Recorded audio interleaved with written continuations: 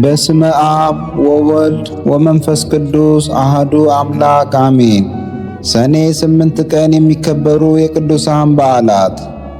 እንኳን ለእመቤታችን ቅድስት ድንግል ማርያም ዓመታዊ በዓል በሰላም አደረሳችሁ አደረሰን። በዓሉ ከ33 አበይት የእመቤታችን በዓላት አንዱ ሲሆን በዚች ቀን ጌታችን ኢየሱስ ክርስቶስ ከድንግል እናቱ እግር ስር ጠበል አፍልቋል። ጥንተ ነገሩ እንደምነው ቢሉ ድንግል ማርያም አምላክ ልጇን አዝላ ስደት ወጥታ ምድረ ግብፅ ትደርሳለች። በወቅቱ ከደረሱባት ችግሮች አንዱ ደግሞ ረሃብና ጽሙ ነበር። እንኳን ለስደተኛ በቤቱ ላለም ረሃብና ጥም እንዴት እንደሚከብድ የደረሰበት ያውቀዋል። ለዛም ነው ሊቁ በቅዳሴው አዘክሪ ድንግል ረሃብ ወጽማ ምንዳቤ ወሐዘን ወኩሉ አጸባ ዘበፀሐኪ ምስሌሁ ያለው። ታዲያ አንድ ቀን የበረሃው ፀሐይ አቃጥሏቸው ባረፉበት ድንግል እመቤታችን ውሃ ልመና ወጣች። ብዙ ለመነች፣ ግን ጥርኝ እንኳ የሚሰጣት አጥታ በሐዘን ተመለሰች። ስትመለስ ግን ይባስ ብሎ የልጇን ጫማ ሽፍቶች ወስደው ደረሰች። ያን ጊዜ ልጇን ታቅፋ ውሃ ሳላገኝልህ ጫማህን አሰረኩብህ ብላ ምርር ብላ አልቅሳለች።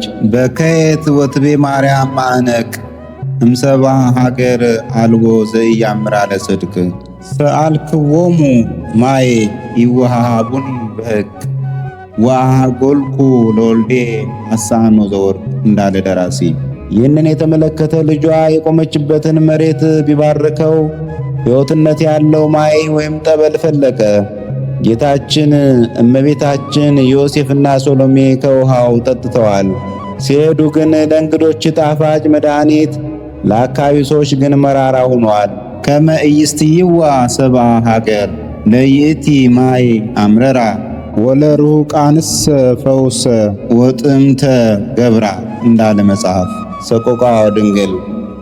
ከመቶዎች ዓመታት በኋላ ጌታ ጠበል ያፈለቀበት ድንግል እመቤታችን የቆመችበት ቦታ ላይ በእመ ብርሃን ስም ቤተ ክርስቲያን ታንጿል። ቅዳሴ ቤቱም ተከብሯል። ጠበሉም ሲባርክና ሲፈውስ ይኖራል። የጠበል በዓል። ዳግመኛ ዕለቱ የጠበል በዓል ተብሎ ይታሰባል።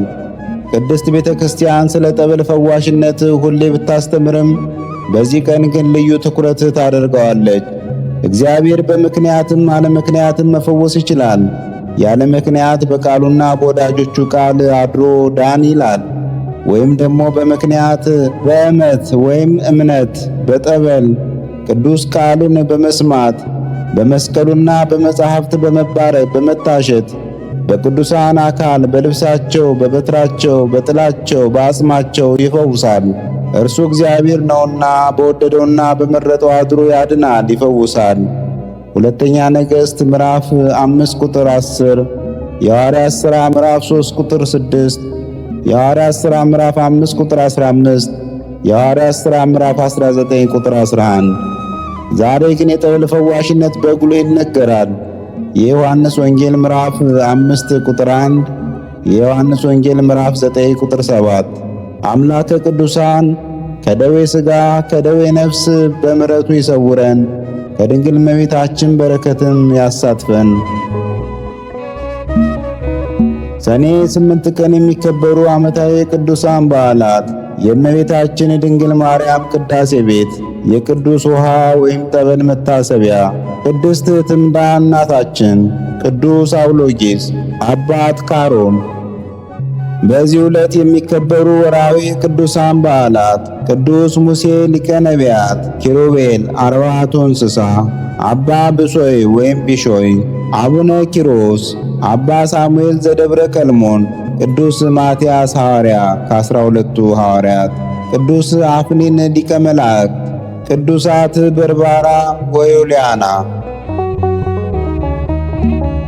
ቅዱሳኑን የሚመለከት ከመጽሐፍ ቅዱስ የተወሰደ ጥቅስ መዝሙረ ዳዊት ምዕራፍ 67 ቁጥር 34። ለእግዚአብሔር ክብርን ስጡ፣ ግርማው በእስራኤል ላይ ኃይሉም በደመናት ላይ ነው። እግዚአብሔር በቅዱሳኑ ላይ ድንቅ ነው። የእስራኤል አምላክ እርሱ ኃይልን ብርታትንም ለሕዝቡ ይሰጣል። እግዚአብሔር ይመስገን።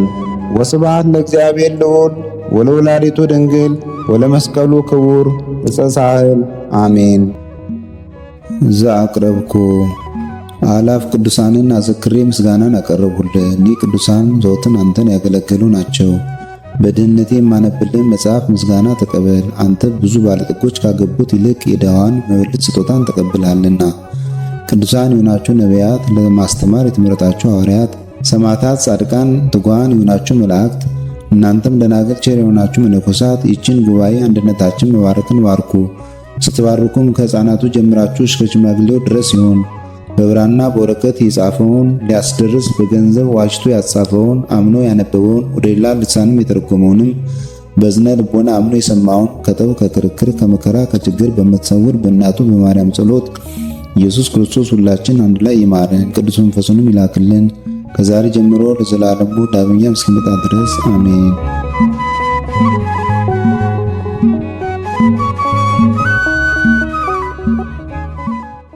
ነቢያት ወሐዋርያት ጻድቃን ወሰማዕት ደናግል ወመነኮሳት አይሩግ ወሕፃናት ገዳማውያን ወሊቃውንት ሰአሉ ለነ ኩልክሙ ቅድመ መንበሩ ለጸባኦት